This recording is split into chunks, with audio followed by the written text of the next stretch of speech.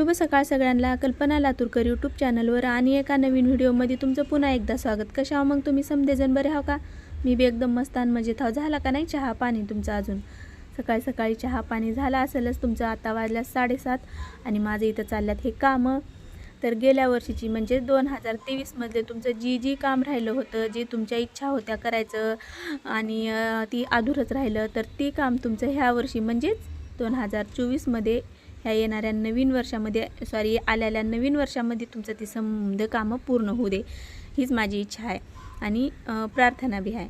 तर चला मग आज मी तुम्हाला माझं सकाळचं रुटीन दाखवण्याचा प्रयत्न करणार आहो, जेवढं जमल तेवढं. तर आता इथं सकाळ सकाळी मी आधी झाडून घेऊन आले आणि तुम्हाला तिकडच्या कडेला ते दिसलाल तर कनी तो का त्या कोपऱ्यात, तर ती होतं आमच्या घरमालकाचं पहिलंचं कॉफी शॉप. तर त्या कॉफी शॉपचं ती सामान आहे, तर त्यांनी ती इथं ठेवल्या. तर आता मी का करणार, थोड्या वेळाने नेऊन त्याला वरी ठेवणार आहो. मला इथं कपडे ही घालताना काय ते चप्पल ही ते ठेवताना पोरवाच्या का अडचणच होलेली, आता त्याला मी वरी नेऊन ठेवणार आहो.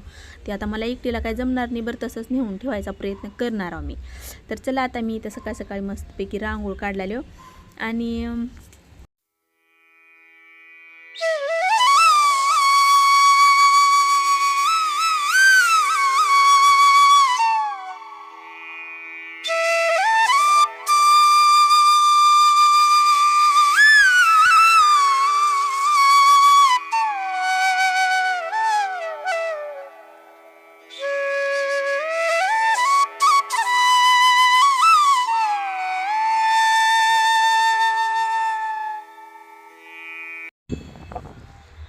तर मी गावाकडं होते का नाही, गावाकडं म्हणजे माझ्या सासरी होते का नाही, मी रोज रांगोळ काढायचे, बाहेर सडा मारायचे आणि रांगोळ असायची माझी.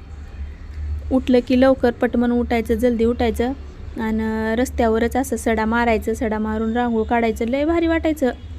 सडा मारून रांगोळ काढायचं आणि मग पुन्हा पुढचे कामं करायचं. असं करायचं. रात्रीच भांडे हे ते घासून ठेवायचं, जेवण हे झालेले स्वयंपाकाचे सगळे, आणि सकाळी उठलं की फक्त झाडून काढायचं आणि बाहेर सडा मारायचं आणि रांगोळ काढायचं. प्रसन्न वाटते की नाही रांगोळ काढल्यावर. लय वेळ जायचा मला रांगोळ काढायला. असं माझा आवाज तुम्हाला असं खरखरल्यावर येत असेल, तर ही आवाज कशामुळे उलायला माहिती आहे का? ह्या थंडीमुळं. मला थंडी सहनच होत नाही जरा बी. आज तर एवढं वारं सुटलं का नाही, लय वारं सुटले. आता घरात इथं ही करावं वाईस ओव्हर म्हणलं तर पोरं हे ते आहेत लेकरं, आणि मग त्यांचं म्हणजे अभ्यास केला, तर त्याच्यामुळे मी वर येऊन इथं वाईस ओव्हर करायला आले. वर इथं देऊ लागले मी वाईस. माहीत नाही आता कसं येणार आहे, काय येणार आहे ती, कारण एवढं वारं सुटले, वरी लय वारं सुटले. चला आज मी नाश्त्यामध्ये का बनणार आहे तुम्हाला ही दाखवते. तर आज माझ्या नाश्त्यामध्ये बनणार आहेत आप्पे. तर इथं मी मुगाची डाळ आणि तुरीची डाळ मिक्स केली. त्याच्यामध्ये कांदा, टमाटर आणि ही टाकली, थोडा लसूण ठिसून टाकले. तर आता ही सगळं ह्याच्यात जिन्नस टाकून आता गॅसवर इथं मी ठेवते ह्याला. आणि तुम्ही आप्पे कसे करता ही बी मला सांगा बरं का. तर मी आप्पे कसं करते माहिती आहे का? चला अगोदर तुम्हाला सगळ्यात आधी माझं पीठ दाखवते कसं तयार झाले ते. इथं आधी ही उतरून ठेवते खाली, आणि तिकडे त्या पातेल्यात तुम्हाला दिसतंय ती हरभरे आहेत रात्री भिजू घातलेले. तर इथं बघा ही तुम्हाला दिसतं इथं पीठ. तर ही एवढं छान हो का बघा, कसलं भारी एकदम जाळीदार तयार झाले का नाही. तर ही असं पीठ तयार होण्यासाठी तुम्हाला सांगते मी आज काय ट्राय केली होती. तर सगळ्या डाळी म्हणजे मिक्स डाळीचे आप्पे आहेत. ही मुगाची डाळ, उडदाची डाळ, अजून हरभऱ्याची डाळ, मटकीची डाळ आणि मसुरीची डाळ, ह्या सगळ्या डाळी मिक्स केले आणि 2 ग्लास तांदूळ घेतले होते. 2 ग्लास तांदळामध्ये अर्धी वाटी समद्या डाळी मिक्स केले. तर रात्री भिजायला घातले होते. रात्री भिजू घातले आणि सकाळी त्याला बारीक करायचं असते तर सकाळी करायला नाही, त्याला परत म्हणजे रात्री केले दुसऱ्या दिवशी आणि मग सकाळी केले. कारण ह्याच्यामुळं काय झालं माहिती आहे का, आता ही थंडीचं वातावरण असल्यामुळं पीठ लवकर असं ही होत नाही की म्हणजे असं जाळीदार बनत नाही थंडीमुळं, म्हणून मग मी त्याला तशी आयडिया केली. तर एवढं छान पीठ झाले तयार ही. तर तुम्हाला जर ह्याच्यामध्ये कांदा, टोमॅटो आपल्याला जी आपल्या लेकराला आवडते ती, म्हणजे असं आवडत नाही ती टाकायचं ह्याच्यात. आता बघा लेकरं गाजर खात नाही तर कणी गाजर, सिमला मिरची, तर ही सगळं ह्याच्यामध्ये टाकून तसं बी जमतंय. बरं इथं माझ्या पोरवाला का सांबरसोबत खायचं होतं, त्याच्यामुळं मग मी ही असं करायला आलो. तर अशा प्रकारे मी आप्पे करते. तर आता इकडे मी सांबरला आता ही फुडणी देऊन घेते. तर इथं ही गॅस आता चांगला थंड झाला आहे. तर डाळ मस्तपैकी शिजून बी झाली आता.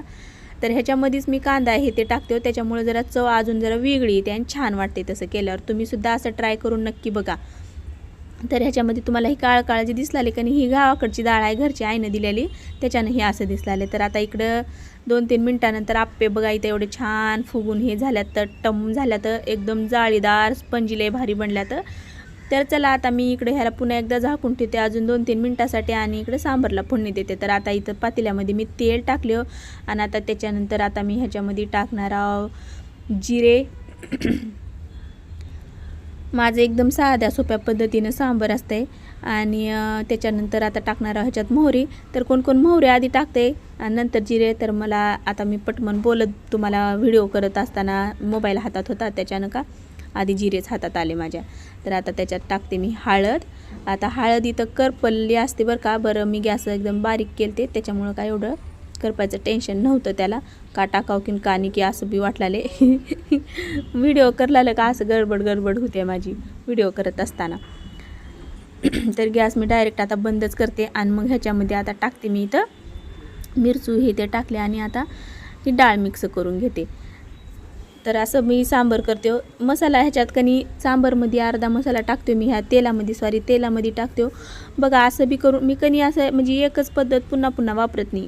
कधी मी सांबार शिजू घालायला कुकरला आपण लावतो कनी, तर त्या टायमीला डाळीसोबतच कधी मी ते सांबारचा मसाला बी टाकते. तर तुम्ही तसं एकदा करून बघा, तसं बी छान होतं, लय भारी चव उतरते उलट त्याच्यामध्ये बी.